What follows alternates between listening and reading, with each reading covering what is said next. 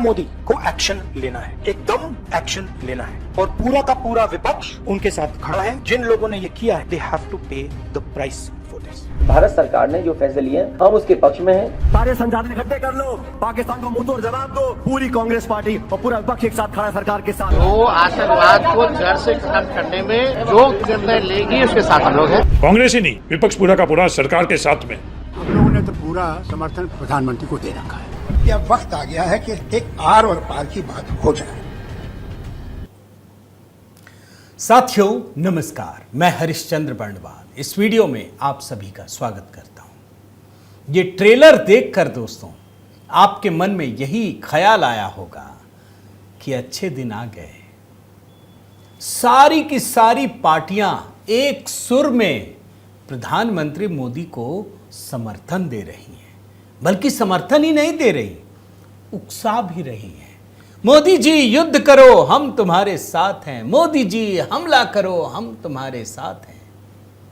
अब ऐसा कैसे हो गया कि भाई पाकिस्तान भी कह रहा है मोदी जी युद्ध करेंगे, चीन भी कह रहा है मोदी जी युद्ध करेंगे, और ये पूरा का पूरा विपक्ष भी कह रहा है कि मोदी जी युद्ध करेंगे, और मोदी जी हैं कि आक्रमण कर ही नहीं रहे। बड़ी नाइंसाफी है। और तब जाकर दोस्तों आज के वीडियो में एक ऐसी कहानी, एक ऐसी सीक्रेट कहानी आपके सामने रखने जा रहा हूं जो आपने कहीं नहीं देखी होगी। मैं दावे के साथ कहता हूं किसी भी मेन स्ट्रीम मीडिया में, किसी भी सोशल मीडिया में कहीं पर भी नहीं दिखा होगा।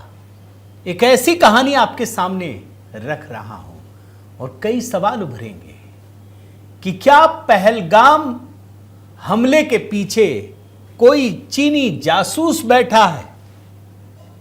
आज मैं डॉक्यूमेंट्स दिखाऊंगा और मैं दावे के साथ कहता हूं कहीं नहीं दिखा होगा, और इसीलिए मैंने ये ट्रेलर दिखाया दोस्तों। ये बेवजह नहीं है, बड़े ध्यान से सुनिए।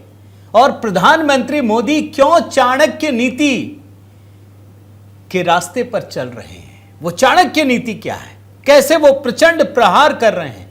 एक बड़ी दिलचस्प कहानी है दोस्तों। ये युद्ध की कहानी इतनी आसानी से समझ में नहीं आएगी। इस ट्रेलर को जो मैंने दिखाया ना, वो अच्छे दिन नहीं है, उसके पीछे बहुत बड़ी कहानी है। और ये तब का हाल है, बड़े गौर से सुनिए। मैं पुरानी खबरों पर नहीं जा रहा, मैं आपको एक ग्राफिक्स के जरिए ही दिखा देता हूं।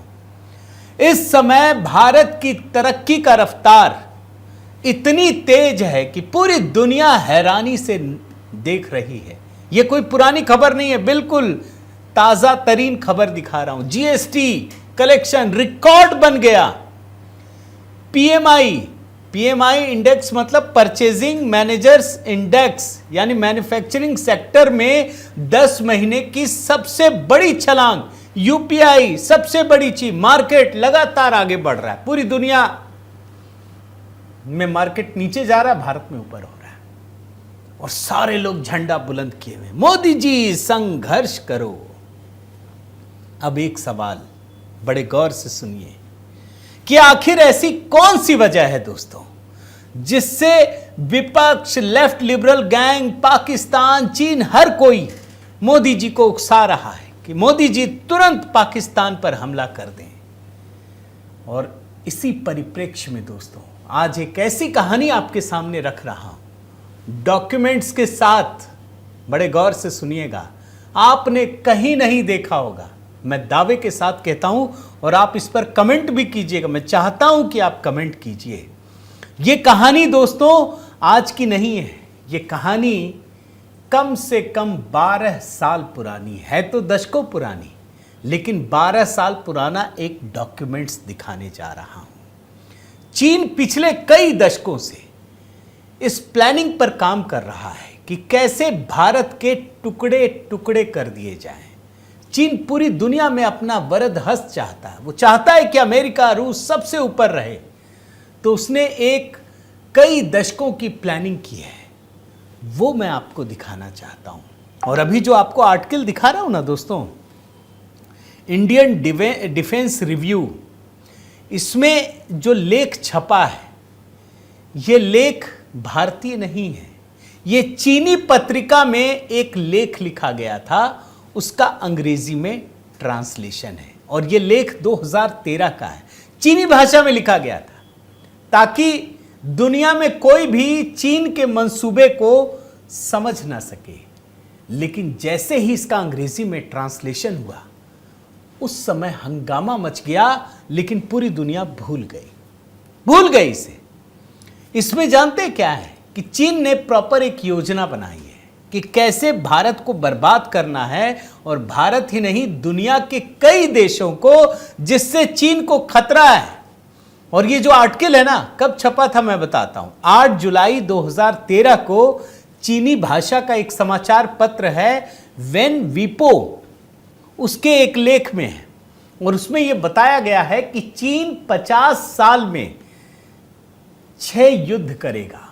इसमें साफ साफ लिखा है, यह कोई भविष्यवाणी नहीं कह रहा, यह लिखा हुआ है इसमें, ये सीक्रेट डॉक्यूमेंट्स है जो हमारे पास आया है दोस्तों। अब 6 युद्ध क्या क्या है और कैसे पहलगाम से जुड़ गया वो मैं आपको बताता हूं। जो पहला युद्ध है वो 2020 से 2025 ताइवान पर कब्जे के लिए करेगा। और आप याद कीजिए, मैंने 2 साल पहले एक कहानी दिखाई थी कि ताइवान पर कब्जे के लिए चीन ने हर कोशिश की, अचानक से आ गया कोरोना। अब उसका मिशन थोड़ा अधूरा रह गया। अब उसने इसको घसकाकर आगे कर दिया है 2027, यानी 2027 तक ये एक युद्ध करेगा और ताइवान पर अपना कब्जा जमा लेगा।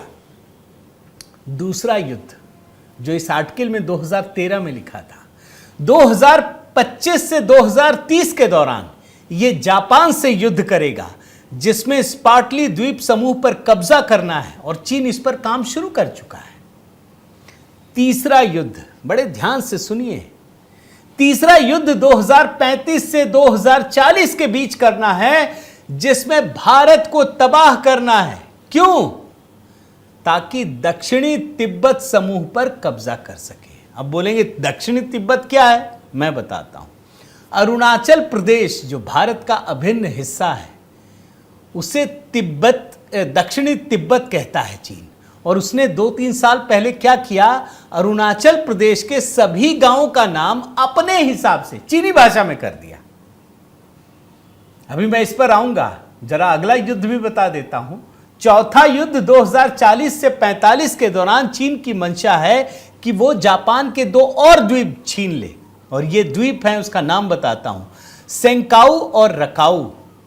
इसके बाद 2045 से 2050 के दौरान चीन मंगोलिया पर कब्जा करना चाहता है, और फिर आखिर में चीन 2055 से 2060 के दौरान रूस पर हमला करेगा, उसके अधिकतर भूभाग छीन लेगा, और इसका ये आखिरी युद्ध होगा। और उसके बाद ये अमेरिका, रूस सब पर राज करेगा, पूरी दुनिया पर राज करेगा।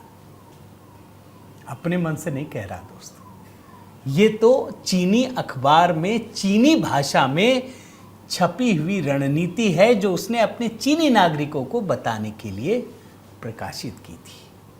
अब इसमें सबसे बड़ा युद्ध, महत्वपूर्ण युद्ध हमारे लिए कौन सा है?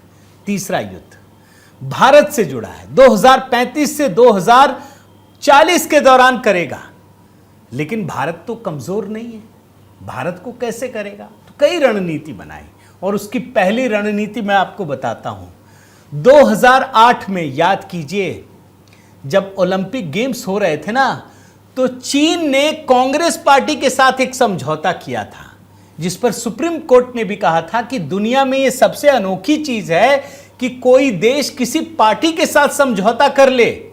पैसे देती थी चीनी। आज तक पता नहीं चल पाया कि कांग्रेस के साथ चीन ने आखिर एमओयू किया क्या था, और यह राहुल गांधी ने सिग्नेचर किया था।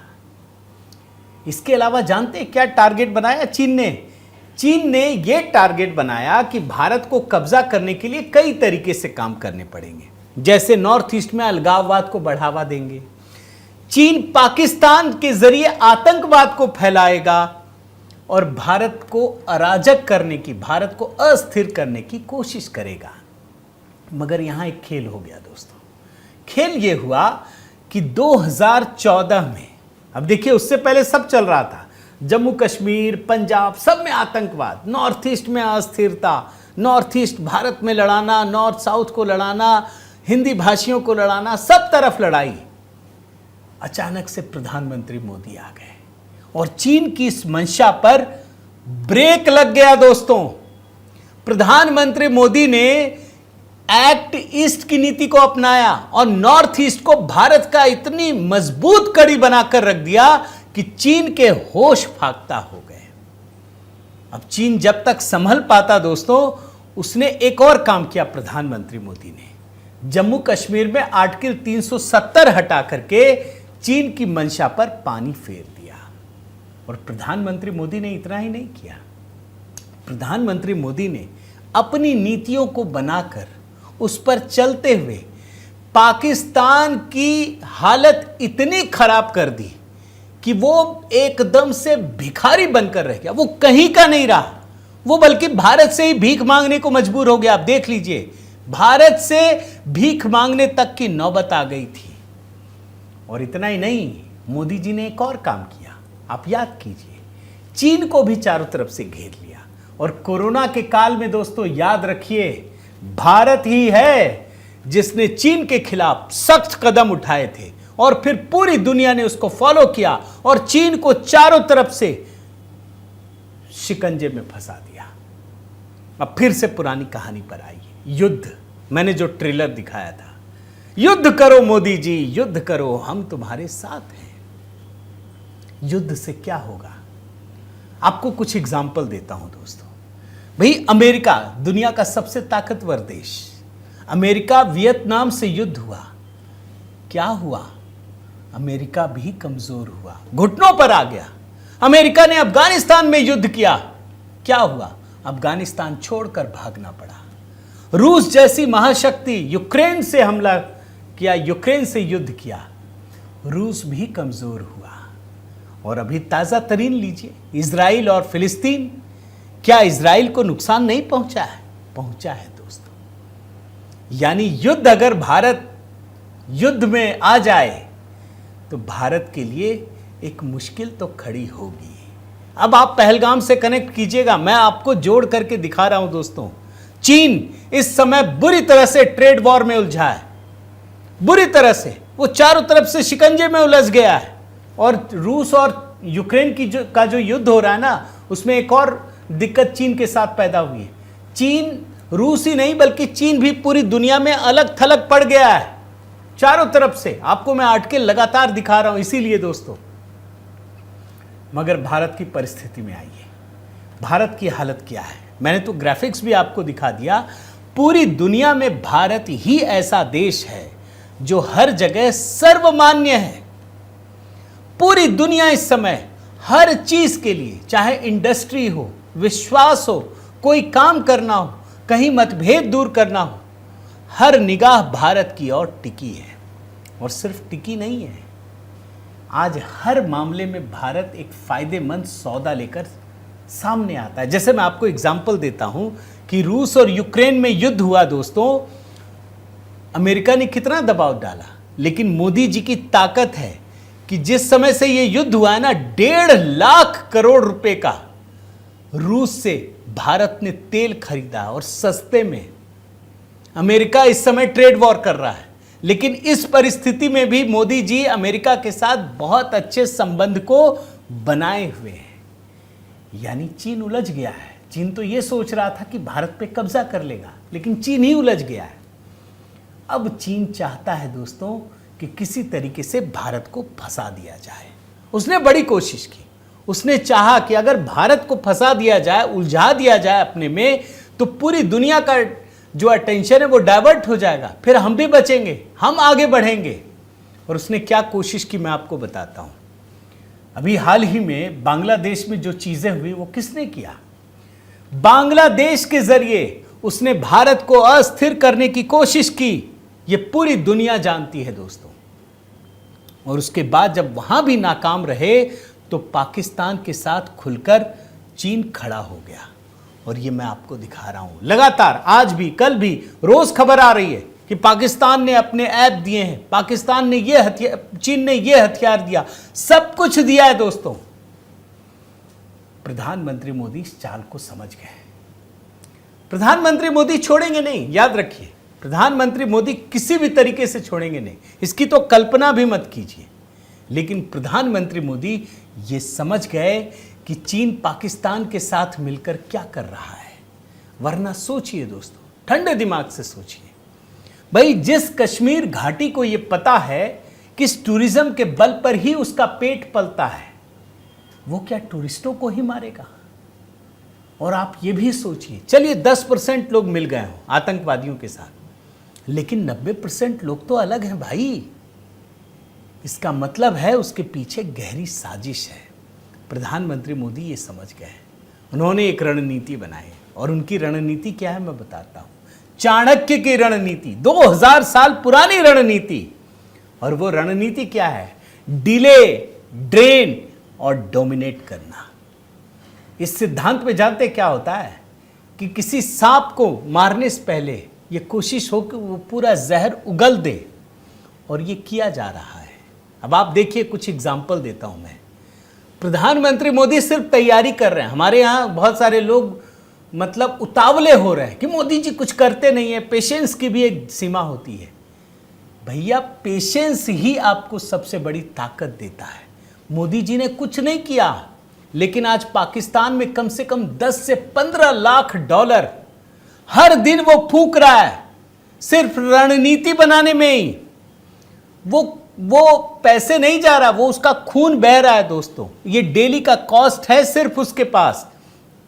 और आप सोचिए, अभी इसने IMF से मांगा है 180 मिलियन डॉलर। इतना तो भारत सिर्फ टॉयलेट की सब्सिडी में खर्च कर देता है। आप सिर्फ समझिए, मैं आपको एक और एग्जांपल देता हूं। भारत में विदेशी मुद्रा जो आती है ना, वो पिछले हफ्ते 8.4 बिलियन डॉलर ये बढ़ा है, 8.4 बिलियन डॉलर। और पाकिस्तान के पूरे विदेशी मुद्रा का भंडार कितना है जानते हैं? सिर्फ 8 बिलियन डॉलर। यानी भारत जितना हफ्ते भर में कमा लेता है, बढ़ा लेता है, वो पूरे पाकिस्तान की संपत्ति है दोस्तों। और आपको एक चीज बताता हूं, भारत जितना 26 रफेल को खरीदने में खर्च किया है, उतना तो पाकिस्तान की पूरी आर्मी, पूरे डिफेंस का बजट है। अभी तो युद्ध मोदी जी ने किया नहीं है, अभी सिर्फ तैयारी चल रही है। और सुनिए, पाकिस्तान में जितना पानी बहता है ना, उसका 80% भारत कंट्रोल कर सकता है।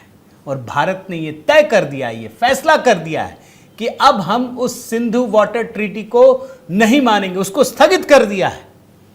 पाकिस्तान के हौसले पस्त हो रहे हैं दोस्तों। और इसके बाद क्या क्या हो रहा है जरा आप खुद देखिए।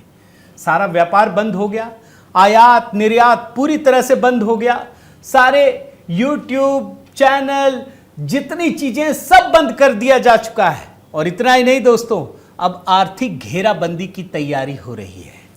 पाकिस्तान ने अभी IMF से भीख मांगा है कि पैसा दो। भारत IMF के पास जाकर इसका विरोध करेगा। और इसके अलावा FATF, जिसकी ग्रे लिस्ट में डालने के लिए पाकिस्तान पर शिकंजा कसेगा। आप यकीन मानिए, भारत कुछ करे ना करे, हफ्ते भर या 20 दिन या 1 महीने में पाकिस्तान वैसे ही बर्बाद हो जाएगा दोस्तों। लेकिन फिर वही बात आती है, आपके मन में सवाल उठेगा, फिर भारत कोई कार्रवाई नहीं करेगा क्या? इतना बड़ा हादसा हो गया। करेगा, जरूर करेगा दोस्तों। और इसीलिए प्रधानमंत्री मोदी ने अपनी सेना को पूरी खुली छूट दे दी है। जब चाहे, जिस तरीके से, जहां चाहे आप मारिए, पूरी तरीके से खुली छूट। लेकिन मोदी ये अपनी शर्तों पर कर रहे हैं दोस्तों। और पूरी दुनिया ये जानती है, जो ये कपकपी छूट रही है ना, वो क्यों छूट रही है। उनको इस बात में संदेह नहीं है कि मोदी जी युद्ध नहीं करेंगे, बल्कि वो ये जानती है कि मोदी जी ने अगर कहा है तो करेंगे तो ज़रूर। लेकिन वो करने से पहले पाकिस्तान इतना पस्त हो चुका होगा, इतना थक चुका होगा, इतना आर्थिक रूप से तबाह हो चुका होगा कि भारत अगर युद्ध करेगा, भारत अगर हमला करेगा, तो भारत को नुकसान नहीं होगा। नुकसान तो होगा थोड़ा बहुत, लेकिन वो नुकसान नहीं होगा जिसकी उम्मीद चीन पाले बैठा है। यही है असली कहानी दोस्तों। और ये कहानी मैं आपको इसलिए दिखा रहा हूं, बड़े गौर से सुनिए।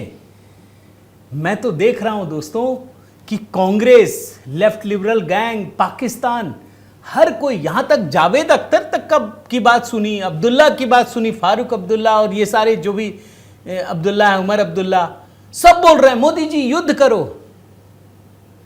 सिर्फ इसलिए दोस्तों कि मोदी जी एकदम तुरंत तैश में आके युद्ध कर दें और जो 11 साल मेहनत की वो सब गड़बड़ा जाए। मोदी जी ऐसा नहीं करेंगे। मोदी जी अपनी शर्तों पर करेंगे। पाकिस्तान भी बर्बाद होगा और भारत उसको सबक भी सिखाएगा। इसलिए मेरा निवेदन है दोस्तों, खास करके इस इकोसिस्टम से जो लगातार मोदी जी की इस बात के लिए आलोचना कर रहा है कि मोदी जी हमला क्यों नहीं कर रहे हैं, ये पेशेंस कुछ ज़्यादा हो गया, तो भैया थोड़ा धैर्य रखिए। यहाँ तो चाणक्य नीति ही काम आएगी और मोदी जी की अपनी नीति अलग है। आपको ये कहानी कैसी लगी ज़रूर बताइएगा और ये भी बताइएगा कि क्या आपने कहीं पर भी ये चीनी आर्टिकल जिसमें एक रणनीति बनाई गई है, कहीं आपने देखा है? पूरी बात बताइएगा। आपके कमेंट की प्रतीक्षा है दोस्तों। और साथ ही आपसे निवेदन करता हूँ कि इस चैनल को ज़रूर सब्सक्राइब कीजिए, लाइक कीजिए, बेल आइकन दबाइए। और हाँ, इसी पर दोस्तों मैंने एक नया गीत अपलोड किया है HB मेलोडी पर। ये गीत पहलगाम हमले के जो पीड़ित हैं उनको श्रद्धांजलि की तरह है। इसको ज़रूर देखिएगा, आपको बहुत अच्छा लगेगा। एक भावनाएं हैं, जो आपके मन की भावनाएं हैं, उसको मैंने गीतों के रूप में पिरोने की कोशिश की है। वहाँ कमेंट कीजिएगा, आपके हर कमेंट का जवाब दूंगा। बहुत बहुत धन्यवाद। जय सिया राम।